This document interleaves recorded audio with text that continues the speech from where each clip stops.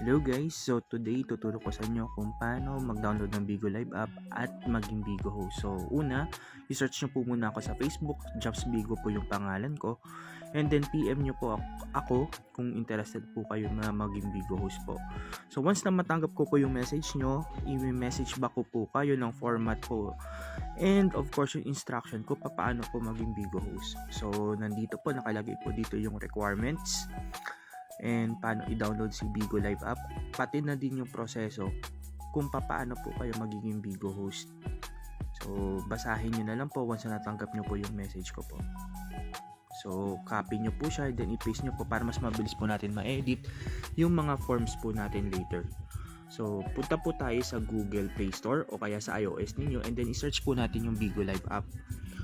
Pagka-search nyo po, click nyo po yung install or download po, and then hintayin po natin na matapos yung download. So yun, once na natatapos na po yung installation po, open po natin yung Bigo Live app, and then click po natin yung sign in with the phone po. Ilagay lang po natin yung mobile number po natin, and then click next po.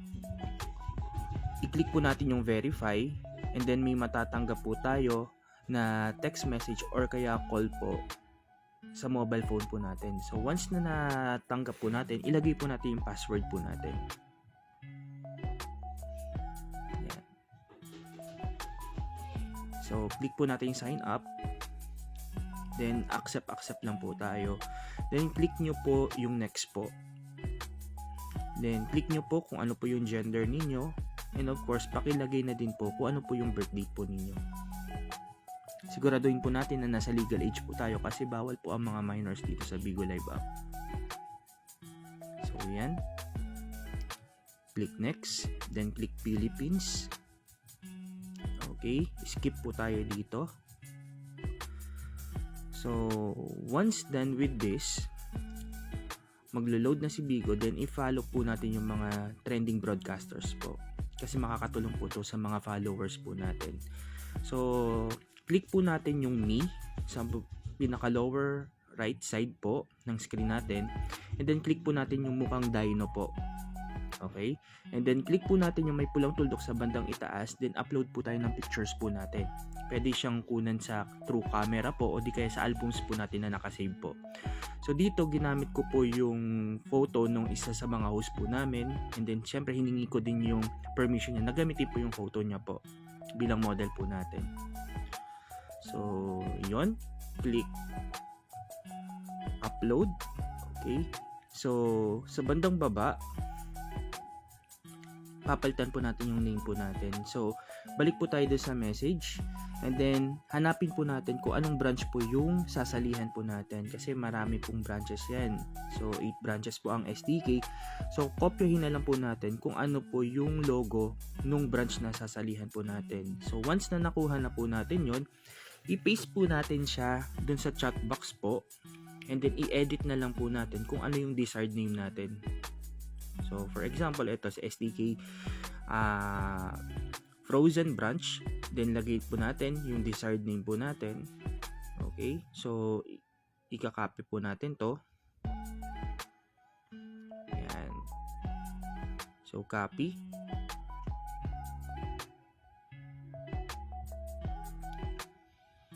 Pagka-copy po natin, punta na po tayo sa Bigo Live app po. And then i-click po natin yung name, then delete po natin yung nakalagay po, then i-paste po natin doon, then click submit po. So sa bandang ibaba naman po, papalitan po natin yung Bigo ID po natin. So i-type lang po natin all caps po, STK period, then yung desired name nyo po. Then click submit po. So once done, pumunta po tayo sa home, and then punta po tayo sa search bar. I-search nyo po yung Bigo ID ko po, pwede mo ko mahalin, and then click on my profile po. I-follow nyo na rin po ako, and then click po sa Solid Tropang Kapatiran po. And then click join para maka-join po kayo sa family badge po natin. So once na natapos po natin yun, punta na po tayo dun sa messenger po. Fill upan po natin yung form na isinend ko po sa inyo para ma-submit po natin yung mga details nyo po sa admin ng Bigo for approval po. So dito ilalagay natin yung name. So para makopya natin yung pwede po kayo pumunta sa profile ninyo, then copy nyo lang po yung nakalagay na name po sa Bigo nyo po. Okay, so name,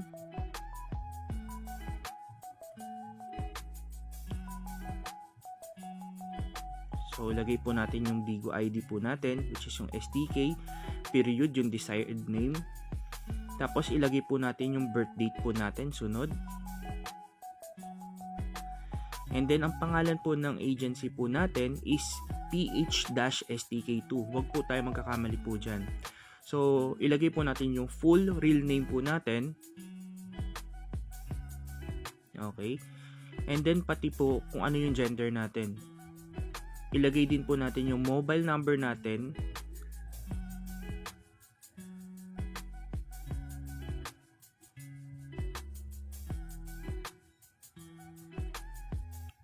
Pati na rin po yung email address po natin. So marami nagkakamali dito. Ang email address po, yan po yung may Gmail, yahoo.com, yan po yan. Okay? So sa Facebook account name, ilagay nyo po yung name nyo po sa Facebook po. And of course, after po natin ilagay po dyan yung name po natin, ilagay po natin kung sino po yung nag-recruit po sa atin. Pangalan po nila sa Bigo. Okay? So i-send po natin yung yung form po. So after po nito, i-click po natin yung Google Form link. So kung ano po yung nilagay natin doon, siya din pong ilalagay natin dito sa Google Form link. So make sure po na naka-login po kayo sa Google account nyo po para ma-access to. So click nyo po regular host. Kaya kung terminated host po kayo, i-click nyo lang po terminated host. And then ilagay po natin dito yung Bigo name po natin. Yan.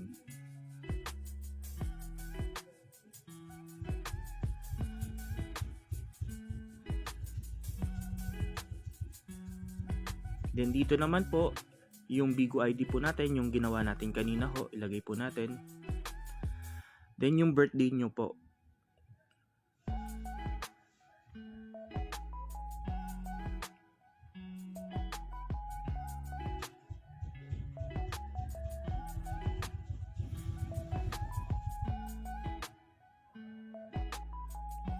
Then piliin po natin yung PHSTK2, yun po yung agency name po natin. And then upload po tayo ng photo po. So make sure po na picture po natin yung ilalagay po natin. So pwede po siya camera o kaya sa media po. Kapag ka-camera po, on the spot po magpipicture po kayo. Pag media naman po, yan po yung mga nakasave sa album po natin. So click yun lang yung, yung profile and then upload lang po natin. So once na natapos na po, click nyo po na sign date nyo po is today and then ilagay nyo po yung whole real name nyo po sa next na form po. Yan. And then yung gender nyo po. Then yung mobile number or yung cellphone number po.